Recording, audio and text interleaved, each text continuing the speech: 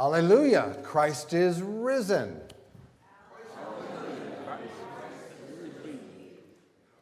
We can do better. The response is, Christ is risen indeed. Alleluia. Ready? Alleluia, Christ is risen. Christ is risen indeed. Alleluia. Ah, that sounds so good. Like every compelling word and concept, that wonderful alleluia deserves some context for its richness and its vitality. Imagine, for example, if you were reading the Declaration of Independence, the American Declaration of Independence, without any reference to England. It would still be an intriguing document, but independence would be a pretty shallow word. In similar fashion, this morning's Alleluia comes with a backstory. Especially when hearing Luke's account of Easter, we need to remember that Luke was writing in an occupied province of the Roman Empire. This morning's Alleluia resounds most clearly and powerfully when it is declared, proclaimed, sung, and lived in direct contrast to imperial power. This is not just a history lesson about an ancient text. For Luke, Easter was not only a hope of some far-off distant day in some other reality, but for the transformation of his own day in his own place. And Luke would urge us to do the same with Easter today, right here. Biblical scholar Walter Wink offered a helpful framework for what in the world imperial power really means and what it looks like. It may sound like ancient history, Wink said, but it's always a present possibility. And we need to be cautious about it. He called it the domination system.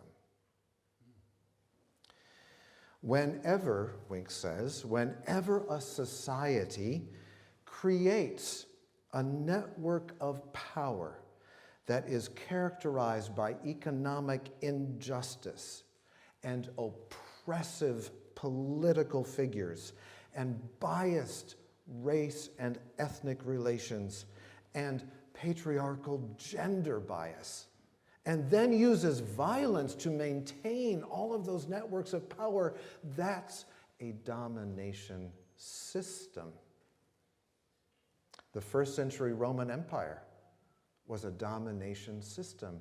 So was the Babylonian Empire before that.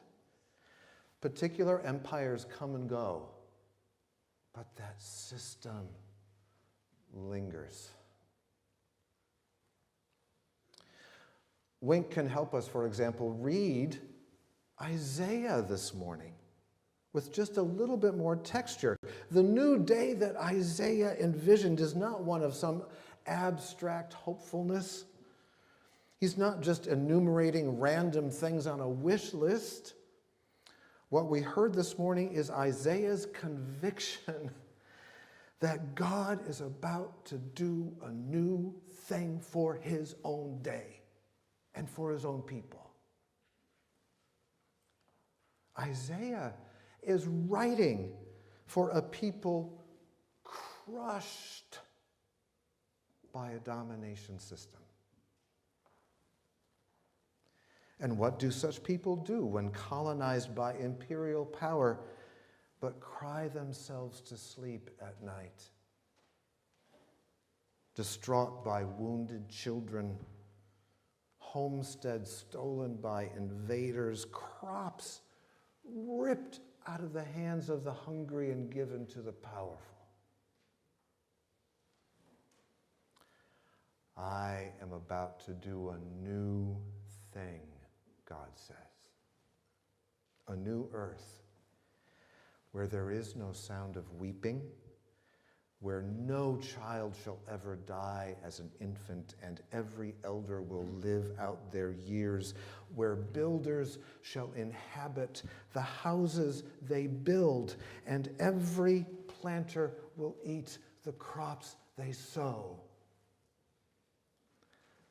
Like the days of a long-lived tree, God says, shall my people be.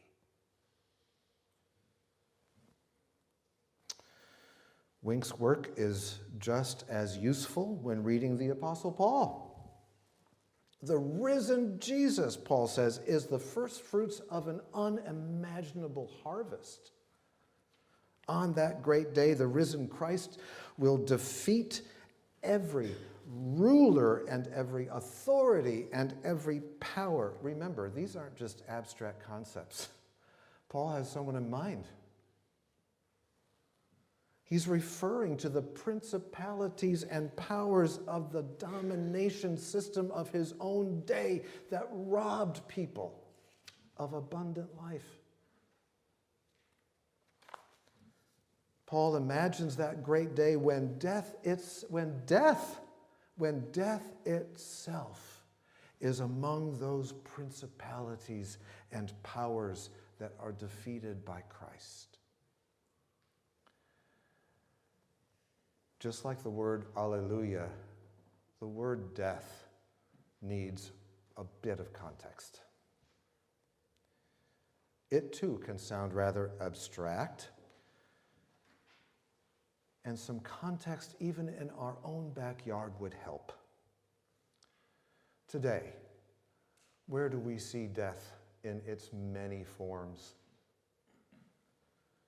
We see it in the destruction of whole ecosystems, the poisoning of the very ecological means by which we live.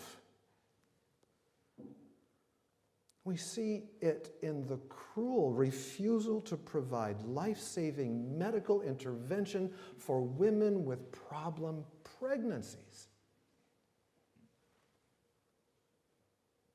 We see it in the defunding of HIV prevention and AIDS drugs around the world. That decision has already killed people.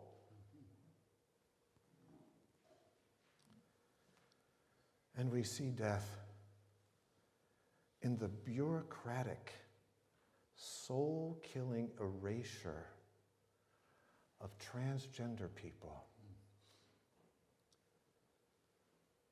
from public policies and government websites, just erased. It's a form of death.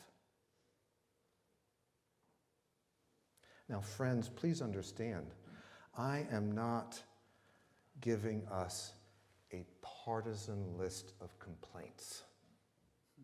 That's not what I'm doing.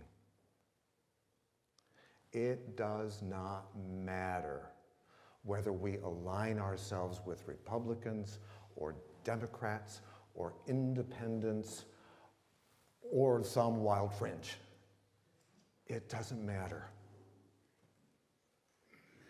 As followers of the risen Christ, regardless of our partisan affiliation, followers of the Lord of life, cannot stand idly by while public policies rend the very fabric of our ecological existence and shred the very basis of our common good, where we don't even trust each other anymore.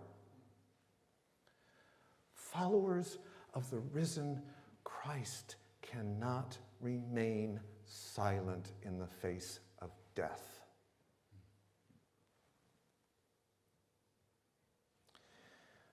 We may not be able to change the whole wide world, but we can and we must practice resurrection right here, right now.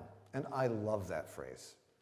I love that phrase so much. I first heard it from my dear friend and ministry colleague, Jim Matulski, who probably is watching this later today. Hi, Jim. He always devotes the season of Lent to the various ways we can practice resurrection to make Easter matter in a world of violence and death. And we do that by the way we live now. When first century imperial religion did its worst and they killed Jesus, God refused to let empire have the final word. And we must stand as bold witnesses to God's own yes to life. Yes, Jesus was raised from the dead, and yes, that's only the first fruits of God's yes to life. We must practice resurrection no matter the cost, and the God of life will be with us.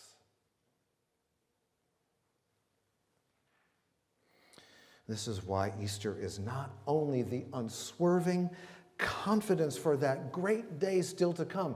It will come. I believe it in my bones this year more than I have ever in the past. The great day that Paul talks about will come. But Easter is also the courage for right now to live in the light of that great day now. I believe Luke was so eager to inspire that courage that he entrusted the news of Easter to women. He names them: Mary Magdalene, Joanna, Mary, the mother of James. These and other women were among a large group of women who had been with Jesus in Galilee, Luke says. And by some accounts, these women supported Jesus, and the Jesus movement made it possible for Jesus to do his work. And these women were the last ones at the cross and the first ones at the empty tomb.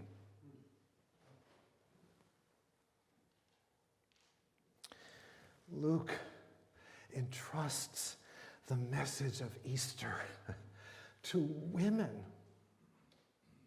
And he does this in the midst of a deeply patriarchal society. There's not one bit of subtlety in Luke about this. The women share the news, and it was men, Luke says, Jesus' own disciples, who thought it was just an idle tale.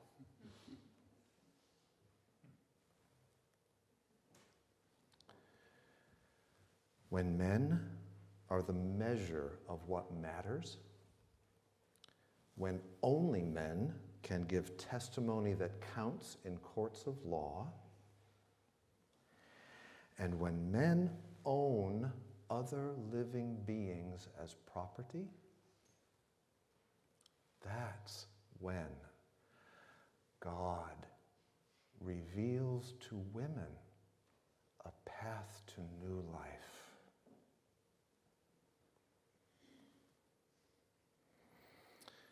Today's Alleluia invites us to walk that path and to practice resurrection today.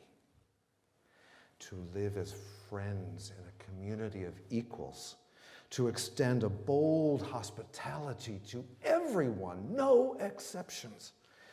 to strive for justice and peace among all people, and to respect the dignity of every living being. And to do so today, right here, with the courage of Easter.